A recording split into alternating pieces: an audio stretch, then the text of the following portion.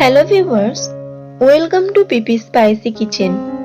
আজ আমি শেয়ার করব আমের টক ঝাল আচারের রেসিপি। এই আচারটা একবার বানিয়ে 2 থেকে 3 বছর পর্যন্ত সংরক্ষণ করে রাখা যায় খুব সহজে।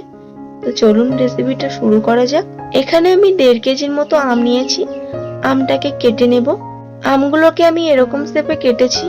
এরপর এর মধ্যে 1 চামচ হলুদ গুঁড়ো আর 1 চামচ লঙ্কার গুঁড়ো দিয়ে ভালো করে মাখিয়ে নেব।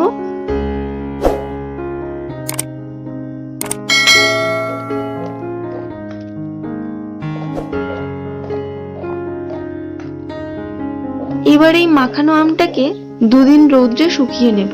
আমের আচারটার জন্য এখানে একটা মশলা নিয়েছি। এখানে 5 ফোড়ন, গোটা জিরে আর রাঁধুনি রয়েছে, যেটাকে ভেজে নিয়েছি। এটাকে গুঁড়ো করে নেব।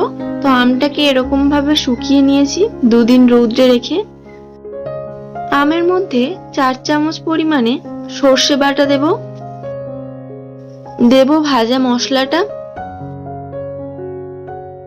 দেব স্বাদ মতো লবণ, দেব চিনি আর কয়েকটা শুকনো লঙ্কা, দিয়ে দেব সরষের তেল। এবার আমটাকে ভালো করে মেখে নেব।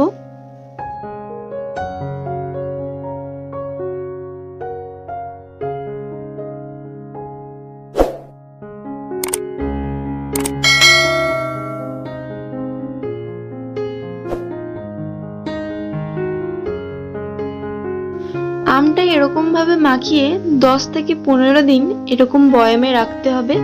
তারপরেই আস্তে আস্তে নরম হয়ে যাবে। আর এই আচারটাকে কন্টিনিউ রোদ্রে দিলে 2 থেকে 3 বছর পর্যন্ত খুব সহজে সংরক্ষণ করা যাবে। তো এই আচারের রেসিপি আপনাদের কেমন লাগলো কমেন্ট করে অবশ্যই জানাবেন।